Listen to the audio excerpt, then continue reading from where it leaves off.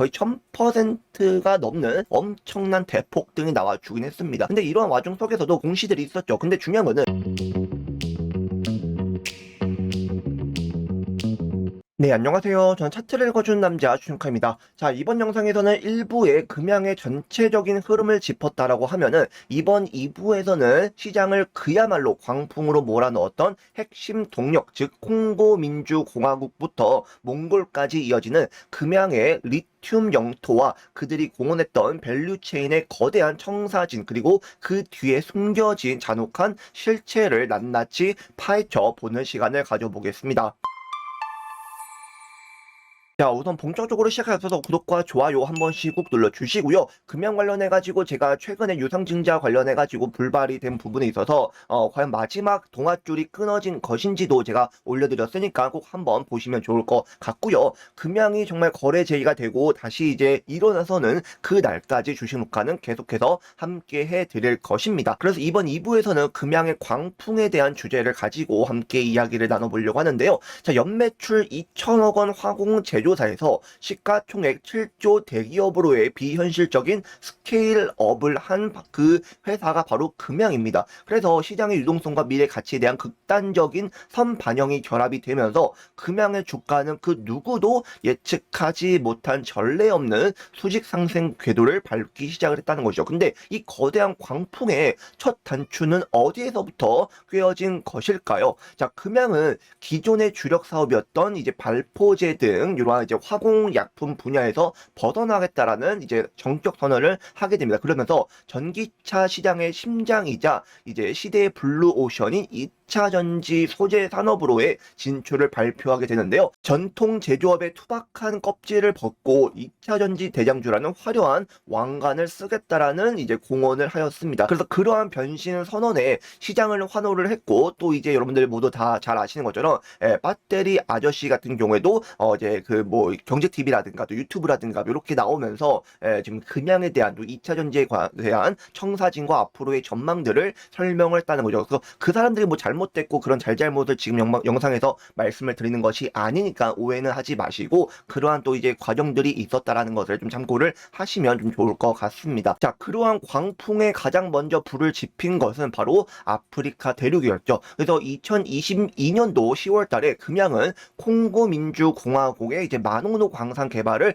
추진한다라는 좀 소식이 전해졌습니다. 그래서 자체 원료 조달을 통한 수직 계열화의 첫 단추로 대대적으로 마케팅이 되면서 개미들의 열성적인 매수세를 자극을 하기도 했었죠. 하지만 영원할 것 같던 신화 뒤로 곧바로 사법 리스크가 고개를 들었는데요. 실질적인 개발 성과가 미진한 가운데 이 업무 협약 추진 과정에서 미공개 정보가 사전에 유출되었다는 혐의가 제기된 것도 있었고, 결국 금감원에서 이러한 이제 압수수색이 이어지며 시장에서는 환호 대신 차가운 불확실성이 나타나기 시작했다는 것이죠. 그래서 우리가 이슈에서도 알 수 있듯이 저번에는 뭐 콩고였다가 또 이번에는 몽골이라는 뭐 또 이제 광산 관련된 또 이슈가 23년도 5월 14일 날 올라오기도 했어요. 그래서 이러한 또 이제 차가운 시선들을 보일 때 한 번씩 또 튀어오를 주가를 또 끌어올렸던, 그러니까 어쨌든 이제 세력들이 아마 주가를 다시 올리기 위한 그런 또 이제 작전을 세우지 않았을까라고 저는 개인적으로 생각이 들긴 하지만, 개미들의 물량을 최대한 줄이기 위한 전략이 아닐까라고 저는 조심스럽게 말씀을 좀 드리고 싶고요. 그리고 이제 같은 해 8월 달에는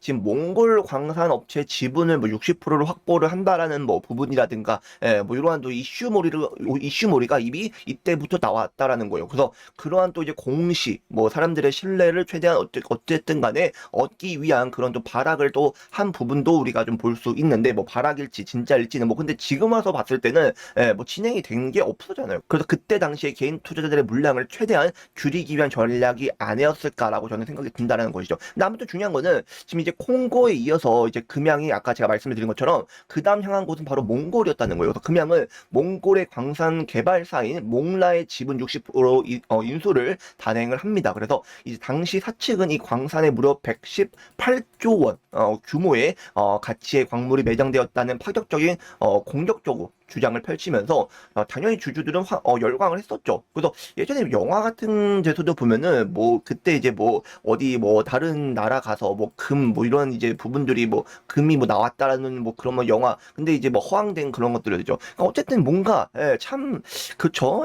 뭐 그래서 냉정한 이 장부의 세계는 사실 달랐죠. 그러니까 이제 청사진은 청사진이고 실제로 장부에 찍혀야 되는 그런 부분들은 굉장히 달랐다는 거예요. 그래서 실제 정밀 분석을 위한 시료 분석조차 제대로 마치지 않은 상태에서 성급하게 지분 인수 공시가 먼저 나왔다라는 논란이 제기가 되었고 결국 훗날 금양은 이 광산의 예상 매출 목표치를 기존 발표 대비 무려 90%나 하향 수정하는 그럼으로 인해 가지고 사람들의 또 투자자들의 신뢰도에 치명적인 손상을 남기게 되었다라는 것이죠. 그래서 사실 이 금양을 오랫동안 이제 지켜본 투자자분들이라고 하면은 정말 지칠 수밖에 없었던 그런 또 과정이 아니었을까라고 저는 생각이 듭니다. 그래서 당시에 금양이 주주들에게 제시했던 그리고 시장이 그토록 열광했던 밸류 체인의 수직 계열화의 환상은 완벽히 보였는데 첫째로는 콩고와 이제 몽골을 잇는 글로벌 리튬 벨트를 지배해서 제3국 리스크를 통제하고 양질의 리튬을 직접 조달하겠다라는 거대한 좀 야망이 있었고요. 둘째로는 이제 기장 메가 팩토리가 되겠죠. 이렇게 확보한 원료를 바탕으로 부산 기장구 내 조단위의 메가 팩토리를 준공해서 대한민국 동남권 배터리 벨트의 중심축이 되겠다라는 계획이 있었고 세 번째로는 이러한 차세대 대용량 원통형 배터리인 4695를 자체 기술력으로 선제 개발해서 글로벌 완성차 시장의 다이렉트로 공급을 하겠다라는 이러한 또 청사진이 뭐 약속이 뭐 있었다라고 합니다. 그래서 지금 이러한 또 광풍을 주도한 또 이제 사람 중에 한 명이 바로 배터리 아저씨라고 모두 다 잘 아실 거예요. 그래서 믿음과 뭐 팬덤, 신뢰 속에서 금양 주가는 오랫동안 고공행진을 해왔었다라는 부분도 우리가 좀 체크를 해야 될 것 같습니다. 자, 그래서 그러한 또 믿음 안에서 그죠? 우리 그 금양과 뭐 이제 박순혁 아저씨가 금양과 에코프로의 비판적인 리포트를 내는 여의도 기관의 행태는 심각한 왜곡이며 누가 왜곡을 하는 것인지는 모르겠지만 악의적인 또 폐악질에 가깝다라는 이런 말을 또 했었다고 해요. 그래서 이 시기에 시장에서 광물의 실체를 뭐 증명하고 재무적 부담을 어떻게 감당할 것이냐라는 이런 합리적인 의구심과 실체 규명을 요구하는 목소리는 오히려 주가를 떨어뜨리려고 하는 공매도 세력의 악의적인 수작이다라고 이제 철저히 외면당했다는 것이죠. 그러니까 그만큼 더 불타오를 수밖에 없었다는 거예요. 그러니까 지금 오히려 지금 이 문장만 보더라도 그렇죠? 딱 요것만 보더라도 심각한 왜곡이고 악의적인 폐악질에 가깝다. 사실 요것만 보더라도 오히려 지금 뭔가 적반하장이 아닌가. 그래서 아무튼 이러한 이제 거품은 영원히 실적을 대신할 수가 없죠. 그래서 금양은 1년만 해도 시가총액 20배 가까이 폭발적인 증가를 하면서 시가총액은 약 7조 원이 넘어가는 주식시장의 새로운 역사를 쓰기도 했었죠. 그래서 리튬의 매장 가치와 배터리 독점 공급 계약이라는 달콤한 청사진에 대한 맹신이 빚어낸 우리 자본시장 역사상 가장 거대하고 과열된 거품의 대가였다라는 것이죠. 그래서 실적이 채우지 못한 자리는 결국 냉혹한 숫자의 부메랑이 되어 돌아오기 시작했다라는 것이죠. 그래서 사실 우리가 좀 주가를 좀 잠깐 보더라도 우리 금양 같은 경우는 지금 22년도 7월 달부터 23년도 8월 달까지 그죠? 19만 4천 원을 찍은 그 순간까지 거의 1000%가 넘는 엄청난 대폭등이 나와주긴 했습니다. 근데 이러한 와중 속에서도 그런 또 이제 공시들이 있었죠. 근데 중요한 거는 어느 자리에서 들어갈 것이냐. 이렇게 19만 4천 원 고점을 찍고 내려올 때 새로운 뭐 몽골 이야기가 나왔다 해가지고 그때 들어갈 것이냐 아니다라는 거예요. 그래서 이런 자리에서 우리가 굳이 들어갈 만한 메리트가 없는 자리도 있기도 했었습니다.